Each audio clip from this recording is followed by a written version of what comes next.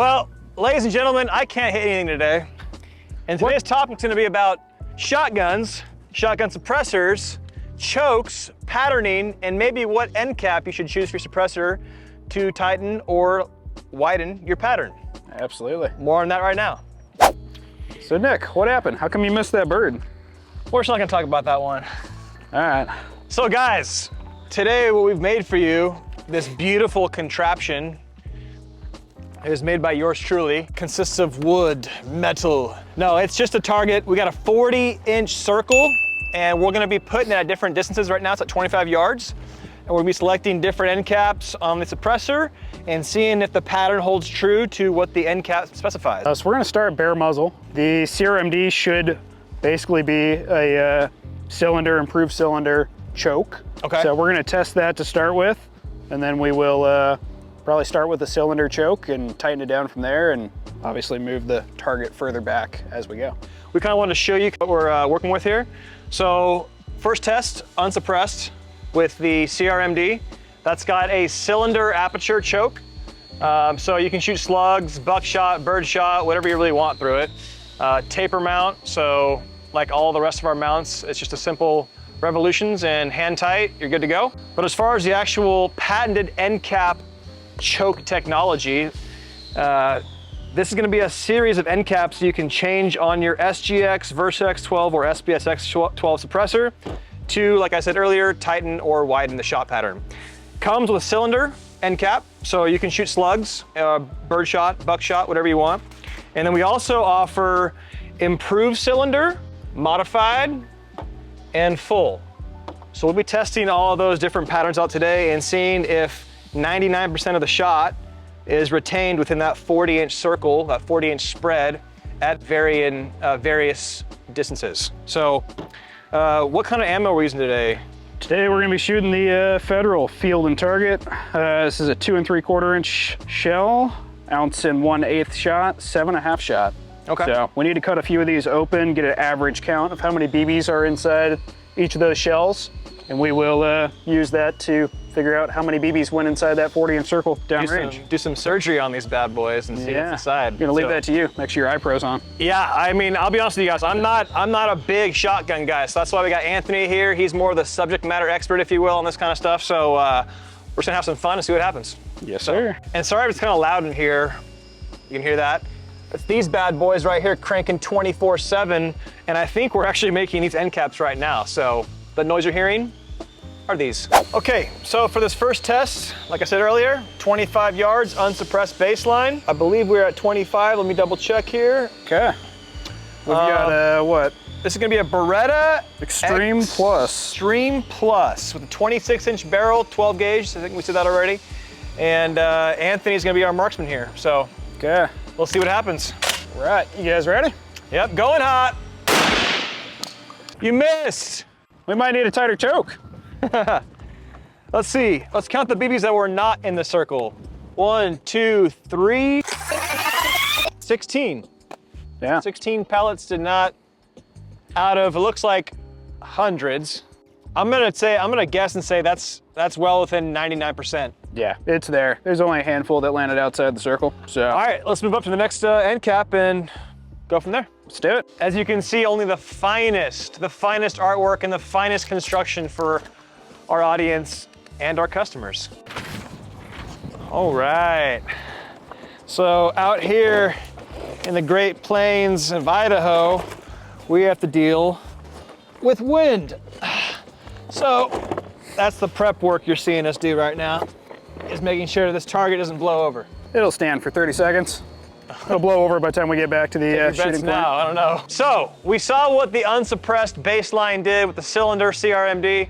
Now, I believe, Anthony, we just have the standard cylinder end cap on there? Correct, yep. So we've got a full-length SGX. Okay. Cylinder end cap. That's the end cap that ships with the suppressor. Cool, all right. Same length to target, 25 yards. And yep, we're good. All righty. Pretty much, we just want to make sure it does the exact same thing now. That's the goal, yep. Send it when ready. Okay, so just visually, I'm seeing a little bit of a tighter pattern, actually. Even though we said cylinder, looks like it's doing pretty good. I'm counting 1, 2, 3 pellets break the circle here. So better. I would say that's 13 more pellet retention. Yeah, and we'll actually count it out and get the percentage here in a minute. But yeah, Right from what we can see, it looks like it's good. All right, So should we move the target back and let's move up to the next choke? go on to the next choke. Let's do it. Jeez. That one almost knocked me over, dude. So, same test, but this time we're gonna show how the pattern may or may not open up at distance using the exact same end cap. And that was a cylinder, I believe? Right, so yep. We got the default one that it comes with, cylinder end cap. What did we move the target back about 11 yards? 11 yards, so now it's at 36 yards. Basically what we're looking for here, how many BBs are in that 40-inch circle? Do we need to tighten the choke or are we still good with the cylinder? It's a good test. So let's do it. Stop blowing holes in my ship! We got a couple more outside, it looks like. 1, 2, 3. Steel, I don't know, but it looks like 46. So that's 40 more pellets. Than the previous Yeah, Previous shot. That's why we need to switch to a different end cap, I would assume, correct? Yeah, so let's go ahead and tighten the choke. We'll move to improved cylinder next and see what it does. Some men have arts and crafts. We have this. So now we've installed our improved cylinder choke end cap, and we'll see what kind of pattern we get at 36 yards. All right, safe? Yep, Clear, let's go on range. check it out. All right, so it looks like the pattern was a little bit left justified. I'm not saying that was you, that could have just been the way the wind is blowing pretty hard out here. So again, we'll count the pellets outside the ring here. 1, I'm gonna call that 2. I think 38's the number. Okay, what was the last one? 46. 46. All right. So we have decreased our pellet spread by 8. Not bad. Okay. So more chances of hitting your target. Absolutely. Let's try it again. Let's move to modified. Our subject matter expert, Anthony, here is gonna change out end caps for us. So what's that you're taking off right now? So this one's the improved cylinder. Improved We're gonna cylinder. swap that out for a modified. And how hard is that to do? Is that pretty simple? It's quick and easy. Takes like 2 seconds. Is that is hand tight okay for that? It's perfect. Yeah. Snug it up and, you know, check it a few times throughout the day, just like you would your choke and your shotgun. But yeah. Yeah, okay. Shouldn't have any issues with that walking loose on you. Cool. Check it out. Okay, let's do it. This will be same range, modified choke. 36 yards. Let's hope for anything under 38 would be great, but we'll go from there. Set it when you're ready. I think that's a hit. We clear? Find out. So this was modified end cap at 36 yards. Pretty good pattern. Again, we got some left flyers. I'm just not sure if that's just the wind, you think maybe, Anthony, or? That's something with the shotgun too. If you're consistently seeing, you know, your pattern is off to one side or the other, high, low, you can adjust that on the with the shotgun. You can make those adjustments similar to the sighting in a rifle. Okay, You can kind of adjust your stock position and dial that in for you. That's how much I know. I thought shotgun was like a tube and you shot, see, I don't know. All right, so we'll go over here and we will count the holes. 1, 2, 3, 29. So we tighten that up a little bit. We did. And More chance to hit your target at this distance. So I think it's working so far. Absolutely. So what's next, Nick? It's gonna be full Full choke. And we're gonna move this back to 40 yards. Okay, we are at 40 yards and we got our full end cap installed. Correct, yep. So we just shot the modified. That was the shot prior. Okay. Moved the target back a little bit and we swapped it out for the full choke. All right. So let's shoot it and see what it looks like. This too, because like I can't see what I'm aiming at. Right. So. All right, I think you missed. 40 yards, that's a pretty long shot for a shotgun. It's getting out there, especially with those basic target loads. You know, if we were using a turkey load or something like that, You could, yeah. make a little more sense. But we wanted to obviously keep the ammo consistent for the sake of this test. Okay, so right off the bat, I'm seeing some rounds that impacted up here, and I'm not sure if those are from prior shots or not, and I see a bunch of them. So we're just gonna keep counting the ones that are on paper for now. So, or the ones that miss the target. So let's go here. This is full choke. 1, 2, 3, 58. At 40 yards. These results, guys, can change on the shotgun you're using, the ammo you're using, the weather conditions you're shooting in, the shooter. All those things can kind of change the variables of all this kind of stuff. But so far at 40 yards, we're still getting a good amount of pellets inside this 40-inch spread, so that's pretty good. Now we'll go, I think we're gonna take some of those shells, cut them apart, and see how many... Yeah, we'll get the average of how many BBs are in each of those shells, and then actually count these up inside of the 40-inch circles, and then we can give you a more accurate number of, BBs on target. Sweet, let's go from there. Let's do it. Okay, use my trusty blade here. We're gonna cut one of these bad boys open. I'm gonna start below the shot so I can kind of hopefully not get these things all over the place. Just kind of work it around.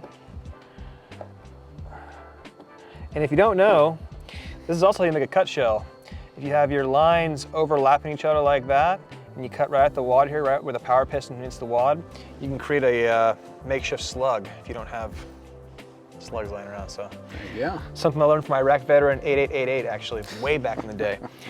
So, all right, let's see if we can get into this. And here we go. Okay, that is our full shot. Now I'm gonna be nice enough to count every single one of these for you guys, and we'll edit it out so you don't have to gruel through the pain of every single number being counted. Eat one at a time. So how many BBs does it take to get to the center of Nick? All right, so that's 1. That's 2. 3 hours later. 76, 376. So on average, they're all around the 380, 385, 376, 380. We're gonna say 380. 380 is a good number for is this. about the average pellet count in these. What are these again? Ounce and an eighth. Yeah, ounce and an eighth, 7.5 shot. Yep. So, but like we said earlier, variables can change. So that was just with those. But with these slugs, or this buckshot, or these turkey loads, you might have different variables. And you were saying on the end cap to stay away from what with what again? There's one kind of a recommendation? So really the one end cap here you're gonna wanna be careful with is gonna be your full choke. Okay. All the other chokes that are larger than the full, you can kind of pretty much just run anything. Birdshot, buckshot, slugs, steel, bismuth, tungsten. Okay. You're gonna be good on all those. On your full choke, we're gonna recommend just using lead shot. Okay. Don't run steel. I wouldn't use buckshot, and I definitely wouldn't be shooting slugs Like that, that's right, yeah. through a full choke. That might be a bad day. So just make sure you are aware of that one. All right, guys, so we pulled all the targets down, counted up all the shots, kind of got averages and percentages of what we did today, and we'll kind of walk you through it right now. So the first shot we took was the bare muzzle control, and at 25 yards with a cylinder CRMD, we were able to retain 95% of our shot inside of the target area. So kind of what we expected. So we got 16 pellets that missed, and the rest inside the circle. Next, we move to our cylinder end cap on our suppressor, which is what it ships with from the factory. And at 25 yards, only 3 pellets left the target area for a retention of 99%. So great on that. Next, we moved into the cylinder at 36 yards just to see what the exact same end cap would do at a further distance. We had a 90% retention instead of 99. So just that 11 yards we moved, we dropped 9% in hit probability. Then we moved to the improve cylinder end cap at 36 yards. We had 87% inside the circle. But when you move over to here to modified at 36, you bump it back up to 92%. So 92% retention on your spread. And then finally, last but not least, we moved to the full choke at 40 yards.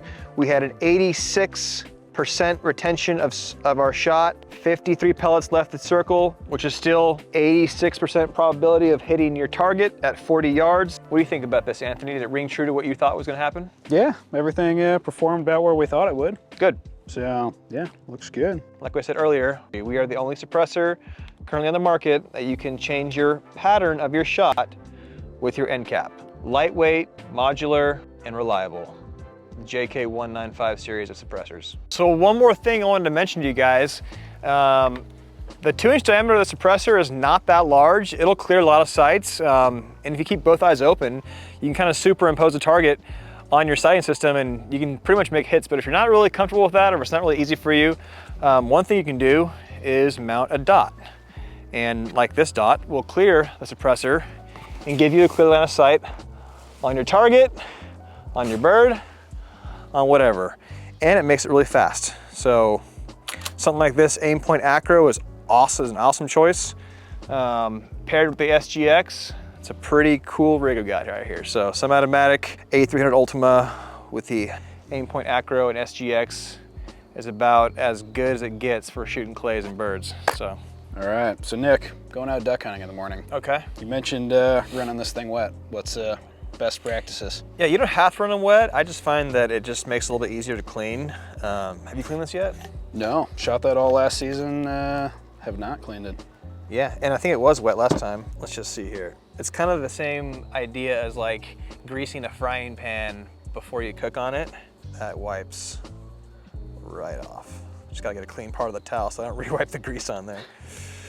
But yeah, so that's kind of the concept behind running it wet. It's not only for further sound reduction, but it's mainly for what I just did. So cleaning. Gotcha. Yeah, and you can break down baffle by baffle and you can make them wet. But what I like to do is just wet the blast chamber, and then as you shoot, the ablative or the stuff you make it wet with will kind of evenly distribute throughout the baffle stack. Gotcha. So you can use a lot of different things. If you're out hunting it, you can use water, dip it in water, shake it out. But we like to use Vaseline as you can pre-pack it. So pre-packing meaning that you can take some Vaseline, pack in your suppressor, and not have to do it out in the field when it's cold and wet and your fingers barely work. So I'm simply just kind of lining the blast chamber walls with some Vaseline here. And you can kind of use up to your discretion how much shooting you think you'll be doing. If you're only doing like one magazine, 3 to 4 rounds, that's more than enough. If you think you'll be shooting on multiple birds, I'd probably put a little bit more of a liberal amount in there. And you can see, so simple as screwing it back together. We can go through and wipe down all your baffles before we do this for tomorrow, but this is a demonstration of how to actually make it wet. Just like that, you got your blast chamber, it's wet. Screw on your gun, and then you're good to go for tomorrow. Sweet. You should have about a box of 25 shells before you have to re-wet it. And like I said earlier, you don't have to. You can run it dry if you want to, but it just makes it more enjoyable. And then later, when you're cleaning your gun, cleaning your gear, it'll make it easier to clean. So. Perfect. Awesome. Well, thank you. But you should be ready to go for tomorrow, man. So that's pretty much our patented choke end cap in a nutshell. And the cylinder end cap, like I said earlier, is found on all of our suppressors. And then you can purchase individual end caps to your pleasing and install them for your needs in the field. Absolutely. You got anything else for us, Anthony? I don't think so. Life advice? Don't shoot slugs through your full choke. Don't shoot slugs through your full choke. All right. Well, guys, Anthony and Nick from JK Suppressors, and we'll see you on the range.